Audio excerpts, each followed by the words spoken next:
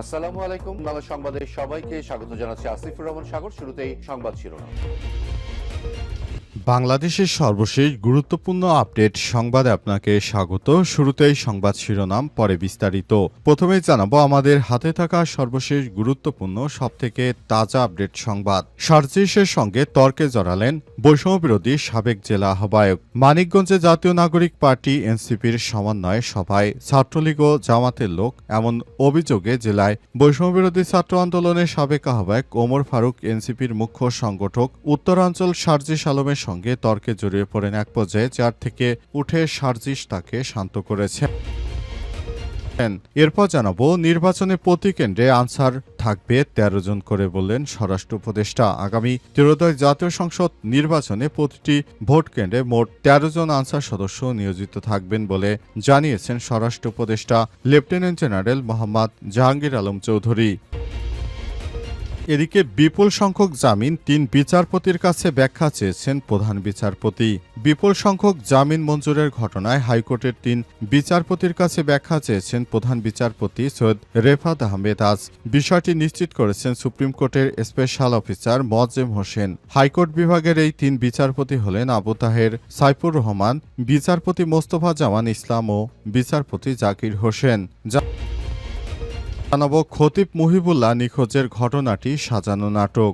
গাজীপুরে টঙ্গী পূর্ব থানাধীন টি&টি বাজার জামে মসজিদের খতিব আলহাজ কারি মুফতি মহিবুল্লাহ মিয়াজির নিখোঁজের ঘটনাটি একটি সাজানো নাটক ছিল বলে ধারণা করছে পুলিশ। এবং সর্বশেষ জানাবো ১০০ কিলোমিটার বেগে তাণ্ডবের আশঙ্কা, বাতিল বিমান ট্রেন চলাচল। ক্রমশ শক্তি সঞ্চয় করে ভারতের অন্ধ্রপ্রদেশ উপকূলের দিকে এগিয়ে আসছে প্রবল ঘূর্ণিঝড় মন্থা। আবহাওয়া বিভাগ জানিয়েছে মঙ্গলবার সন্ধ্যার মধ্য দিয়ে এটি কাকিনাড়ার কাছাকাছি মসলিপত্তনম ও কলিঙ্গপত্তনমের মাঝামাঝি স্থানে আছড়ে পড়তে পারে। এর প্রভাবে বেশ কিছু ট্রেন ও বিমান যাত্রা বাতিল করা হয়েছে। প্রিয় দর্শক, আজ ভারতীয় সংবাদ মাধ্যম আনন্দবাজারের এক প্রতিবেদন থেকে এই তথ্য নিশ্চিত করা হয়েছে। এতক্ষণ শুনছিলেন সংবাদ শিরোনাম, এবারে বিস্তারিত। তবে তার আগে বন্ধুরা অনুরোধ থাকবে এই সংবাদটিতে একটি লাইক দিন। এই চ্যানেলে আপনি নতুন হয়ে থাকলে আমাদের সংবাদটি দেখতে দেখতে চ্যানেলটি সাবস্ক্রাইব করে রাখুন। কমেন্ট করে বন্ধুরা আপনার মূল্যবান মতামত জানিয়ে দিন আপনি বিশ্বের কোন দেশ থেকে বা বাংলাদেশের কোন স্থান থেকে আমাদের সংবাদটি দেখছেন এবং শুনছেন। আর বন্ধুরা, গাজা যুদ্ধে আপনি যদি নিরীহ ফিলিস্তিনিদের ভালোবেসে থাকেন বন্ধুরা কমেন্টে ইয়েস লিখে বিশ্ববাসীকে জানিয়ে দিন। এবারে বিস্তারিত।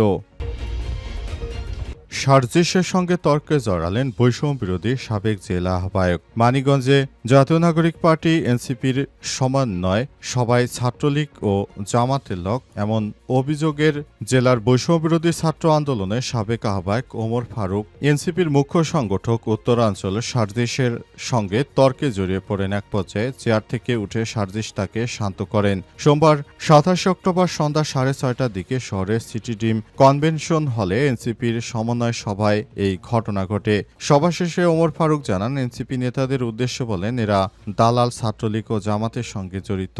এই কথার পর সবাই তীব্র উত্তেজনা সৃষ্টির সময় সার্জিস আলম তাকে শান্ত করার ঘোষণা দেন এবং বলেন, দেখুন ভাই, আমরা শেখ হাসিনার পতনে সবথেকে বেশি ভূমিকা পালন করেছি। আমাদেরকে এসব কথা বলে লাভ নেই, কারণ এসব কথা তাদেরই ক্ষেত্রে প্রযোজ্য যারা এসবের সঙ্গে জড়িত। আমরা জড়িত নই, সুতরাং আমাদের সঙ্গে এই ধরনের দুর্ব্যবহার গ্রহণযোগ্য কোনো বিষয় নয়। কারণ ইতিমধ্যে আপনারা দেখতে পেয়েছেন আমরা বিভিন্ন সমস্যার সম্মুখীন হয়েছি এবং অন্তর্বর্তীকালীন সরকারের প্রধান উপদেষ্টা প্রফেসর ডক্টর মোহাম্মদ ইউনূসের সরকারকে বলতে চাই তিনি যেন আমাদের সব ক্ষেত্রে সহায়তা করেন, সে ব্যাপারে আমরা বদ্ধপরিকর। অন্তর্বর্তীকালীন সরকারের প্রধান উপদেষ্টা প্রফেসর ডক্টর মোহাম্মদ ইউনূসের সরকার ইতিমধ্যেই বিভিন্ন বিষয় নিয়ে রাজনৈতিক দলগুলোর সঙ্গে একরকম আতাত করেছেন বলে অভিযোগ তাদের। এজন্য তারা এসব বিষয়গুলো নিয়ে কথা বলেছে। তারা জানিয়েছে আমরা এই ধরনের কর্মকাণ্ডের সঙ্গে সরাসরি যুক্ত নই, আমরা সবসময় স্বতন্ত্রভাবে কাজ করার চেষ্টা করছি। নির্বাচনের প্রতি কেন্দ্রে আনসার থাকবে ১৩ জন করে বললেন স্বরাষ্ট্র উপদেষ্টা। আগামী ত্রয়োদশ জাতীয় সংসদ নির্বাচনে প্রতিটি কেন্দ্রে মোট ১৩ জন আনসার সদস্য নিয়োজিত থাকবেন বলে জানিয়েছে স্বরাষ্ট্র উপদেষ্টা লেফটেন্যান্ট জেনারেল জাহাঙ্গীর আলম চৌধুরী। আজ রাজধানীর খিলগাঁওয়ে বাংলাদেশ আনসার ও গ্রাম প্রতিরক্ষা বাহিনীর সদর দপ্তর আনসার ও ওয়েলফেয়ার ট্রাস্ট ট্রান্সপোর্ট সার্ভিসের উদ্বোধন অনুষ্ঠানে তিনি এসব কথা বলেছেন। নির্বাচনে আনসারদের অবদান প্রসঙ্গে স্বরাষ্ট্র উপদেষ্টা বলেছেন, নির্বাচনে আনসারদের অবদান সবচেয়ে বেশি। প্রতিটি ভোট কেন্দ্রে মোট ১৩ জন করে আনসার সদস্য নিয়োজিত থাকবে। এই ১৩ জনের মতো ৩ জন থাকবে অস্ত্রসহ, বাকি ১০ জন থাকবে অস্ত্র ছাড়া। অস্ত্রবিহীন ১০ জনের মধ্যে ৬ জন থাকবে পুরুষ, ৪ জন মহিলা।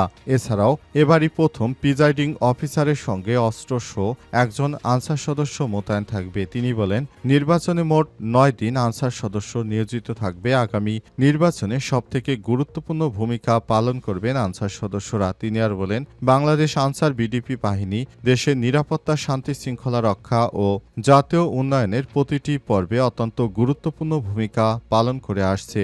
নিজেদের জীবন ও স্বার্থের পরোয়া না করে তারা নিষ্ঠা, দায়িত্ববোধ ও দেশপ্রেমের সঙ্গে জাতির সেবায় নিয়োজিত থাকবেন। তিনি আরো বলেন, তাই বাহিনীর প্রতিটি সদস্যের কর্মজীবনের মনোন্নয়ন ও কল্যাণ নিশ্চিত করা আমাদের সকলের নৈতিক দায়িত্ব বলে জানান তিনি। ওয়েলফেয়ার ট্রাস্টের নিজস্ব অর্থায়নে মোট ৩১টি যানবাহন কেনা হয়েছে। এর মধ্যে রয়েছে ৯টি ট্রুপস ক্যারিয়ার, ১৪টি কাভার্ড ভ্যান, ৪২ আসন বিশিষ্ট ৪টি বড় বাস, ২৪ আসন বিশিষ্ট ২টি মিনি বাস এবং ২টি অ্যাম্বুলেন্স।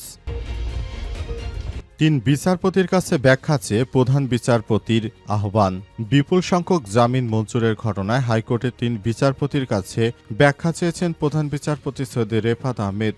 আজ বিষয়টি নিশ্চিত করেছে সুপ্রিম কোর্টের স্পেশাল অফিসার মোয়াজ্জেম হোসেন। হাইকোর্টের বিভাগের ওই ৩ বিচারপতি হলেন আবু তাহের, সাইফুর রহমান, বিচারপতি মোস্তফা জামান ইসলাম ও বিচারপতি জাকির হোসেন। এদিকে তত্ত্বাবধায়ক সরকার ব্যবস্থা পুনর্বহালের দাবিতে করা চূড়ান্ত আপিলের শুনানি চতুর্থ দিনের মতো চলছে। আজ ৯টা ৪০ প্রধান বিচারপতি ড সৈয়দ রেফাত আহমেদের নেতৃত্বে ৭ বিচারপতির পূর্ণাঙ্গ আপিল বেঞ্চে শুনানি হয়। আদালতে জামাত ইসলামের মহাসচিবের পক্ষে যুক্তি উপস্থাপন করেন আইনজীবী শিশির মনির। সেখানে বলা হয়েছে, এত বিপুল সংখ্যক মানুষকে কেন জামিন দেওয়া হয়েছে এবং যারা জামিন দিয়েছেন তাদের কি স্বার্থ রয়েছে, নাকি গোপনে টাকা খেয়ে এদেরকে ছেড়ে দেওয়া হচ্ছে, প্রশ্ন তুলেছেন প্রধান বিচারপতি। প্রধান বিচারপতি আরও জানিয়েছেন, এই ধরনের অনাকাঙ্ক্ষিত ঘটনা আপনারা ঘটাচ্ছেন। পরবর্তীতে যদি দেশের মধ্যে কোনো বিশৃঙ্খল পরিস্থিতি তৈরি হয় তাহলে এই প্রধান বিচারপতি যারা জামিন দিয়েছেন এসব বিচারপতিরা কোনো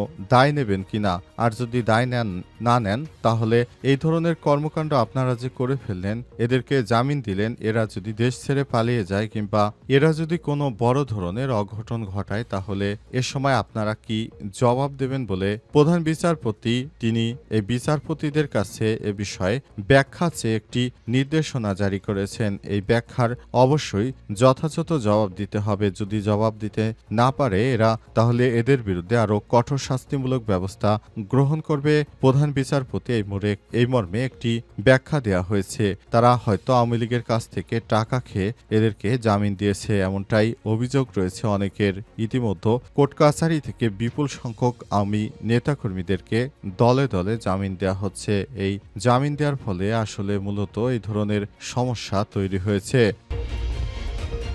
খতিব মহিবুল্লাহ নিখোঁজের ঘটনাটি সাজানো নাটক। গাজীপুরে টঙ্গী পূর্ব থানাধীন টিএনটি বাজার জামে মসজিদের খতিব আলহাজ কারি মুফতি মহিবুল্লাহ মিয়াজি নিখোঁজের ঘটনাটি একটি সাজানো নাটক ছিল বলে ধারণা করছে police. CCTV footage, mobile tracking এবং চিকিৎসকের প্রতিবেদনে মহিবুল্লাহর বক্তব্যের সঙ্গে বড় ধরনের অসঙ্গতি পাওয়া যাওয়ার পরই এ বিষয়ে পুলিশের পক্ষ থেকে ব্যবস্থা গ্রহণ করা হয় এবং সর্বশেষ জানা গেছে তিনি সাজানো নাটক করেছেন। আসলে তাকে কোনোভাবে কেউ নিখোঁজ বা তার কোনো ক্ষতি করার চেষ্টা করেনি। তিনি ইসকনের নাম ব্যবহার করে আসলে দেশের মধ্যে আবার বড় ধরনের নৈরাজ্যকর পরিস্থিতি তৈরি করার চেষ্টা করেছিলেন বলে জানা গেছে এবং তিনি যে বলেছিলেন তাকে ধরে নিয়ে পঞ্চগড়ে শিকল দিয়ে বেঁধে রাখা হয়েছিল, পেটানো হয়েছিল।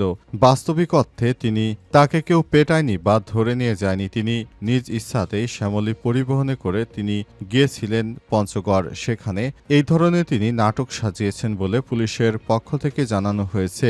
এরপরই তাকে পুলিশ হেফাজতে নিয়ে জিজ্ঞাসাবাদ করা হচ্ছে। শেষ পর্যন্ত আদতে কি হয় বিষয়টি এখনো বোঝা যাচ্ছে না। পুলিশ জানিয়েছে এই ধরনের সাজানো নাটক করে আসলে দেশের মতো তারা পরিস্থিতি আরো ভয়ানক খারাপ করতে চেয়েছিল, কিন্তু শেষ পর্যন্ত পুলিশের হাত থেকে রক্ষা পেলেন না। শেষ পর্যন্ত তাকে এখন বিচারের আওতায় নিয়ে আসা হবে, এমনটাই পুলিশের পক্ষ থেকে জানানো হয়েছে।